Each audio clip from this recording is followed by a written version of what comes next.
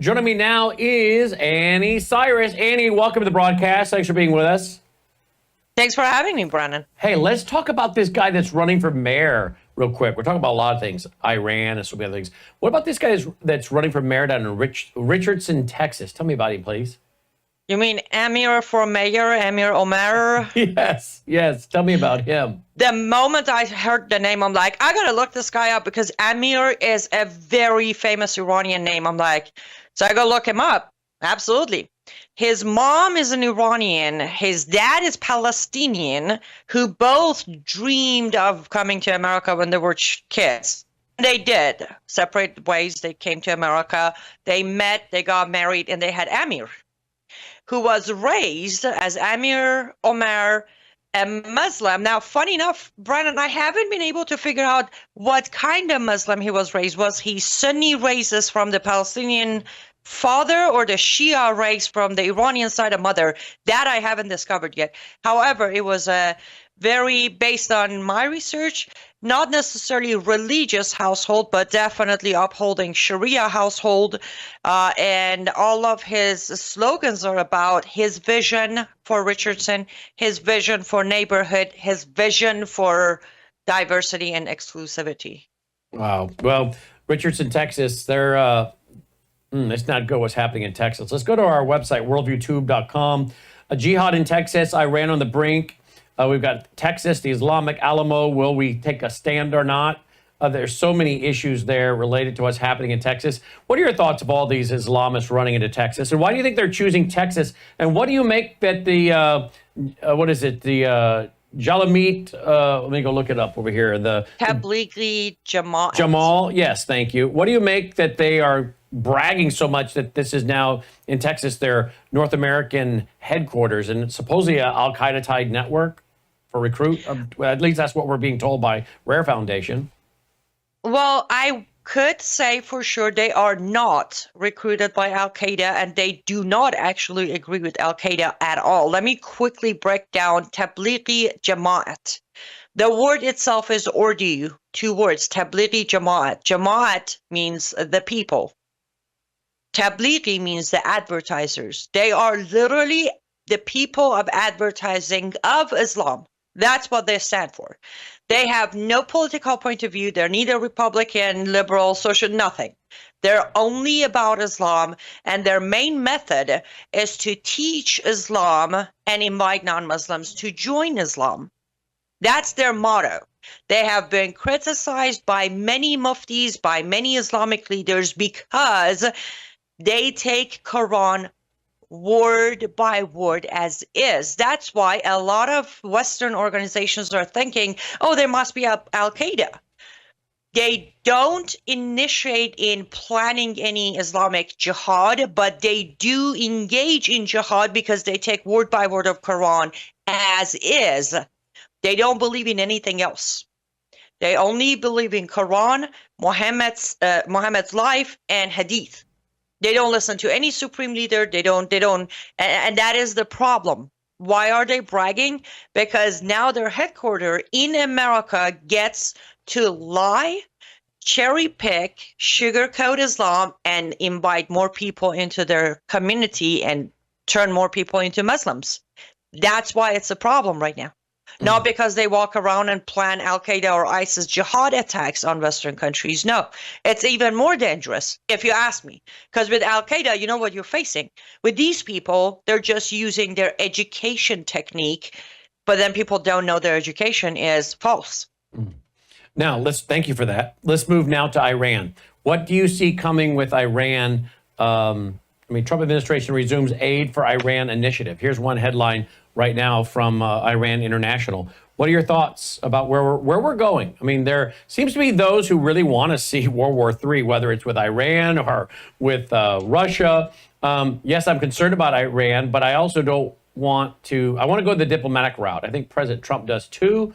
I don't know. Maybe you think he doesn't want to go. You're shaking your head. So what do you think? You think President Trump wants to strike Iran? I don't. That's why he's taking this route. But me shaking my head is because there is a third option on the table that President Trump is not even entertaining.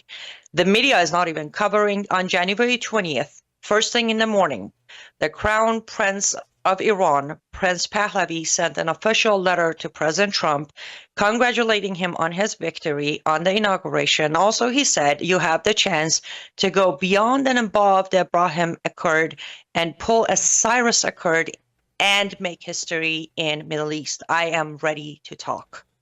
That letter has not even been acknowledged by President Trump or Trump administration. So there's a third option. People of Iran are ready to topple the regime. The prince has officially announced he's ready to take power. We don't have to strike him, Brannon, and we don't have to make a deal with the devil either. We could go the third route. For what reason President Trump is not entertaining it, I have no idea. I'm extremely disappointed, but I have no idea why he's not. Now, I do so genuinely let me just stop believe— you right there. So the Shah, you know, a lot of people weren't alive then. Some were not paying attention. But for those who don't remember, the Shah had cancer. He comes to America. He got thrown under the bus by Jimmy Carter. And while he's gone, there's an Islamic Sharia revolution in Iran. He was not running a Sharia government. He was, you could look at the pictures of the women on the beaches and they're wearing two-piece bathing suits. You would think that was probably Miami, but it's not. It was Tehran. It was Iran.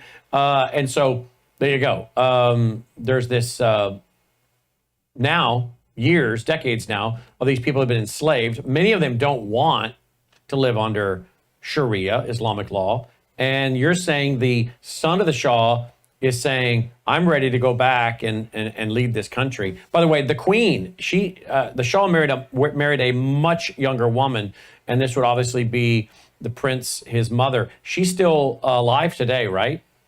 Yes, absolutely. And believe it or not, 80% of us who are backing the prince are not backing him. We're backing her up.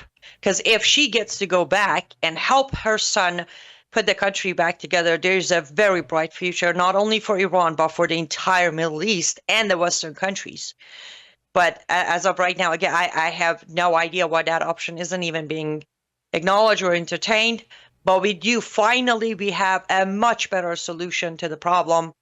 And I strongly believe when originally on March 5th, I believe President Trump, when he sent the official letter to Supreme Leader of Iran, I think he was hoping they're going to come back with an absolute no, but they kind of called his bluff and came back with, yes, let's negotiate. That's where we're trapped right now. What do you think a strike on Iran by Israel and America would look like? And what do you think that would mean for Americans here in the lower 48? Okay, I think that would be a terrible idea today, again, because there's a better option. However, I think if there's a strike, if there's a military strike on Iran, it won't last more than 10 to 15 hours because people of Iran are going to open all the gates and tell every single military, either Israeli or America, come on in, let me show you where to go. Genuinely, I don't think it's going to take more than a day. However, the backlash is going to be huge. There will be a lot of international noise coming out of it. I don't know how many international criminal courts they're going to drag Trump and Netanyahu to. If they're willing to face those, then they're willing to face that. But I don't think it's going to be World War III at all. It won't even last more than a day because, people of Iran are done. Military strike, Prince Pahlavi, whatever it takes, just come help us. There are streets of Tehran filled with graffitis and spray paintings of help. Free us. There was a huge Trump banner in Tehran day after inauguration with Farsi and English writing on it, Mr. Trump, come make America great again. It took him almost 72 hours to take it off the walls, the regime taking it off the walls. People are done. So two out of three options are going to work. The third option that we're stuck in right now will not work. Brannon, you know better than anybody. There is no negotiating with these people. No. There's no deal. So we're wasting time, energy, and a lot of Iranians inside Iran and outside of Iran, last 24 hours, including myself, we are very, very disappointed. And that is not a good position for Trump administration to be, considering how many Iranians in 2024 walked in for first time in their life in America and voted for Trump for today. Now they're very disappointed that they did that. So if they were to even strike Iran, you say it wouldn't last very long. What, if anything, would happen with the terror cells here in the U.S., like Hezbollah's?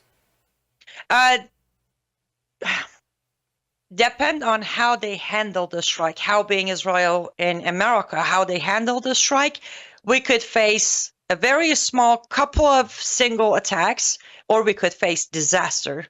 And here, okay, so there's a leaked document published by Iran International, where I get most of my information, that there is a talk that Israel might not actually bomb the nuclear sites, but rather they might go for Jamaron. Where is that?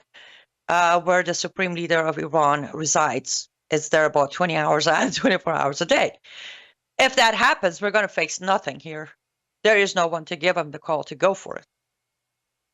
If they miss Jamaron and go for something else, there will be a call to action for them to retaliate on us here. And what would that look like here? What would that last part look like, that strike? Every single town, from small towns to big cities, are going to face terrorist attack. They have way too many sleeper cells here, everywhere from, again, big cities to small towns.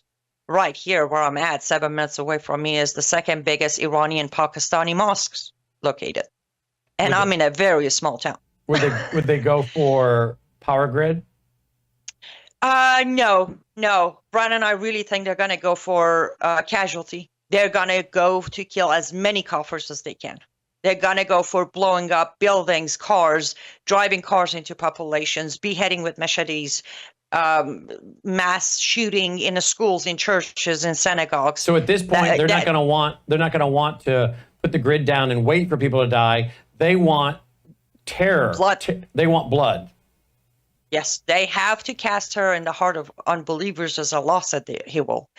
If we strike first, they will strike back, and they're going to look for bloodshed in America.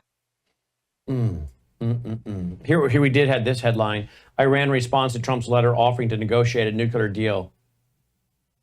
At one point, I heard him say we haven't even received the letter, but have they now received it, I guess? Well, originally they said we haven't received the letter.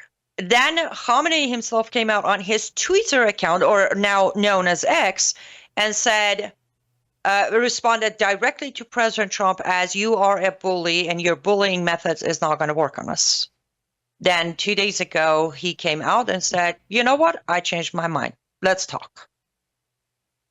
And I think President Trump was really hoping for Khamenei to stick with the first respond of, "You're a bully and I'm not going to talk to you." But then I think advisors to Khamenei like, "Listen, let's talk. If he is willing to trap himself and buy us time, let's take it." Then he came out with the second respond of, "Okay, now there is one. Trump has requested direct negotiations. Khamenei has responded with, we're willing to do indirect negotiations. So let me be fair and say this is where we're at." They want to continue in direct negotiations like they did with Biden regime, but Trump has requested direct negotiations. We'll see who wins. Tell me about this one. Russia moves to ratify a comprehensive treaty with Iran. Yes. Mr. Putin officially sent in the whatever paperwork. I'm sorry, forgive me as I don't know all the proper terminologies, but they sent in the proper paperwork to start a whole new set of treaties doing business with Iran, which again, I don't want to sound as a never Trumper, but when President Trump tries to negotiate with Iran, Putin over there is like, "Hey, this is my window of opportunity. Let's get back on doing business with Iran," which I don't know as much as you know about how dangerous that could be, but I'm pretty sure I know that is not a good move for us here, or a lot of European countries for that matter, or let's say Israel. The letter has not exactly specifically said what kind of treaties they're going to do, but they're definitely, I'm pretty sure nuclear stuff and uranium and I don't know, warheads, all of that is going to be part of that treaties. And one more note. If we sit down on those negotiations, part of the agreement is we're going to lift sanctions until we come to an agreement or not. In fact, this article says that one of the key components of the agreement is energy cooperation. Putin announcing that Russia is moving forward with plans to export natural gas to Iran with projections reaching 55 billion cubic meters per year. So I think it's going to be, as you said, military, energy. It's going to be across the board. They're calling It's it going to be pretty much whatever they had to do under the table behind closed door because of sanctions. Now they get to do it openly because if this negotiation, this sit down happens, we have to lift those sanctions. It's being described as the Comprehensive Strategic Partnership. Comprehensive Strategic Partnership Treaty with Iran to the State Duma for ratification. A significant step in deepening ties between Moscow and Tehran. So there you go. Mm-hmm. Right. And that's why I'm a lot of concern with this move by President Trump. I think he needs to backtrack, take the offer off the table, and just either go with Prince Pahlavi or the strike. I guarantee you there will not be a World War III if there's a military strike on Iran. I guarantee you that myself, not that my guarantee goes far. Are they really going to be able to, how much are they going to be able to really do to his nuclear program? We're talking about many, many sites, and I hear they're really deep down in the earth. Yes, they are. And actually, recently, Iran did another maneuver of showing off one of their very deep underground facilities. But here's what I'm trying to explain. If the strategy is put together correctly, the plan is correct, and it's executed properly, you have the people of Iran, including the Iran military. Remember, there's a difference between IRGC and the country's military. The members of military have joined the people since 2022 of Mahsa Amini murder. So when you have those, this isn't Iraq or Afghanistan or Syria where people hate Americans. This is a bunch of Iranians who not only love Americans, but also are personally asking for support of Israeli government or American government. When you have the majority of population and the military and the local police behind you, there isn't much. As I said, if Jamaran is taken out first, there is too much chaos going on within the regime to even, they don't remember, these are Muslims. They can't act until their supreme leader tells them to act. By the time they find somebody to give them the order, it can easily be done. I know a lot of your audience are probably sitting there like, she's crazy. I'm not. This is very possible because I talk to Iranian people literally on a daily basis, and they tell me that they're ready. From inauguration day, they geared up. People of Iran geared up. On Nowruz, which was last Thursday, they all gathered in front of Cyrus the Great's tomb, hoping for the regime to make a wrong move for them to start the uprising again, which the regime didn't. That should tell you a lot. This was the first time the Islamic regime of Iran did not stop the Iranian people from practicing anything of non-Islamic rituals in Iran in mass number of almost 7,000 of them gathering in one day. Wow. Here's a comment today from President Trump in the Oval Office about Iran. Iranian drones are attacking and killing Ukrainians every day. Why aren't you doing something about that? Well, we're going to see what happens with that. I'm getting reports on that, and we're looking at a report. You're right. They make a lot of drones. Iran makes a lot of drones. They make very effective drones, too. They do very effectively at some things, but Iran is very high on my list of things to watch. And as you probably know, I sent them a letter just recently. And I said, you're going to have to make a decision one way or the other. And we're going to either have to talk and talk it out, or very bad things are going to happen to Iran. And I don't want that to happen. Big preference, and I don't say this through strength or weakness. My big preference is we work it out with Iran. But if we don't work it out, bad things are going to happen to Iran. Okay, thank you very much. All right, there you go. There you go. Brannon, I know you're the host, but let me ask you this. Do you really think there's any talking it out with Iran? No, there's not. No. How President well has Trump that worked knows. out? How well is talking it out worked out with Hamas? How well has that worked? I mean, we've got some hostages back, right? But what did they get? They got a gazillion terrorists back, and they got a chance to take a break and rearm and resupply and replan. So at the end of the day, who won that deal? Hamas won that deal.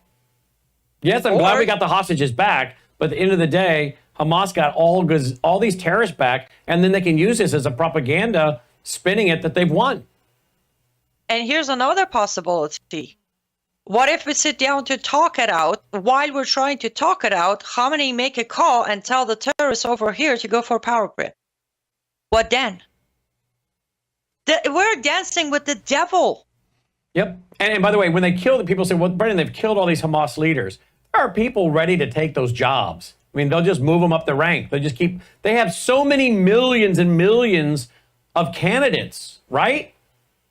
Yes, they do. And also any of the leaders of these terrorist group, they can be not there and the group can continue functioning because you have the supreme leader making the orders.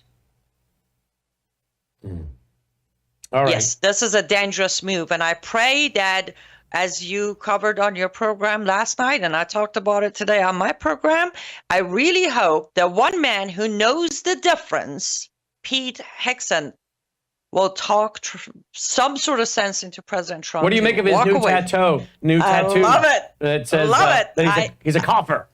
I have a matching one. I love it. You do? And yes, okay. He does get it. Yes, I do. He gets it. Pete Hegseth gets it because he has served in the military, because he has looked them in the eye and he knows exactly what they are. I guess I would love to see, I don't know from a diplomatic standpoint if it would help Trump, President Trump or not, but I would love to see the prince with a meeting in front of the fireplace in the Oval Office, just to send a message. The moment I saw the letter, because the prince published it publicly as well, I literally grabbed it. I tried my best to make sure to spread it. But the very first thing I said was, bare minimum of this meeting, President Trump will achieve more fear for the regime. Mm-hmm. I'm just... And that's why I think if President Trump were to appear with the prince in one of those chairs, in front of the fireplace, in the Oval Office, I think the folks in Iran would go, oh my, because they know that if President Trump desired to use the CIA and help the dissidents there in Iran, and that they have a plan to take down the regime and bring in the prince, this would be I think from a psychological standpoint, it would just rattle their cage. And it makes you wonder why he hasn't done it yet. So you agree with you agree that he should put him in the chair in front of the Oval Office? 100%. Fireplace. 100% immediately. So many people have sat on that chair. That was no urgency for it. Right. Prince Pahlavi has it should be very top priority for him to sit there. And honestly, President Trump might be amazed after having a discussion with Prince. Remember, Prince Pahlavi had almost 42 years to come up with a plan. This man has a plan. And we trust his plan. Wouldn't it also just be fun to watch how the left responded to the prince sitting in a chair in front of the fireplace in the Oval Office? Can you imagine how the left-wing media would respond and the headlines that would come out? That would just watching the headlines would be fun, because now they're going to have to try to predict what they think this all means and what's coming. And that in itself would be fun to watch for a couple news cycles. It would be amazing. I think we're going to have a very brand new, nice river of liberal tears. I look forward to it. I do too. LiveUpToFreedom.com. LiveUpToFreedom.com. I know you've been involved in another project for several months that kept you from being here, and you finished and wrapped up that work, and now you're able to come back with us, and we appreciate it. Look forward to having you as a more regular guest again. Absolutely looking forward to it. Thank you so much, Brannon. Thank you, Annie. Annie Cyrus checking in for the first time in months. Glad to have her back. LiveUpToFreedom.com. All right, folks, before we go to the interview that I pre-taped the other night with Wes Peters and Michael Weiner about possibly the next big financial crisis coming from private equity firms that are buying up HVAC companies, dentist office, plumbers, retail stores, and some of these packages have been put into pension plans. Before we go to that, remember, one of the things I drink every day, Gatatana, one scoop, the equivalent of 90 billion plant cells. There's like 5 clinical trials behind this. I also give it to Dolly, half a scoop on her food every day. There's Binks that had a tumor in his eye. They put that little kitty on some Gatatana and tumor gone. Huh. And remember how this all started. Remember how this all started, folks. You remember how it all started? This largely started from a guy that was growing phytoplankton. They gave him a terminal. Yeah, you're terminal. You're terminal. Go home, get your affairs in order. He's growing the phytoplankton for his shellfish. He says, what do I got to lose? He starts eating it. His daughter's like, you're crazy. You don't know what that's going to do. He's eating it, starting to feel better. Back pain's going away, losing weight. Eventually, his diabetes, that ceased to be an issue. Goes in for surgery. I guess his lungs were covered with some white film. They did some biopsies, come out with 11 of them, come back, like, they're all benign. What are you doing? I'm just telling you his story. It was in the Canadian news up there, the newspaper. This is back July 6, 2005. And we played the video of him telling his own story. Went on to live like another 10 years, retired to Hawaii. That's how this company ended up coming about with the help of Dave Hunter. So if you would like to go and get this Gatatana, which is 100% all natural, Gatatana, phytoplankton, you can do that at melissahousegpa.com, melissahousegpa.com. We have a lower third for it. Oh, the lower third's coming. And Dolly takes it every day, a half a scoop on her food each and every day. So go ahead, check that out. melissahousegpa.com, Melissa House, Howse. What are you doing? Melissa House, GPA. You're after the water bottle. She already stole one, didn't she, Logan? She came in there with it, did. She's after another water bottle. melissahousegpa.com, melissahousegpa.com. What do you want? What is it now? You're like having a 2-year-old, worse than a 2-year-old. Yeah, you want the business cards, you want the Bella Grace. You are a piece of work, aren't you? Everybody wants a lab now. Everybody's like, oh yeah, after watching Brandon, let's get a lab. Yeah, I don't think you want a lab, do you? Not unless you have a lot of patience and the ability to give her a lot of attention. She is an attention seeker. She's a piece of work. All right, there you go.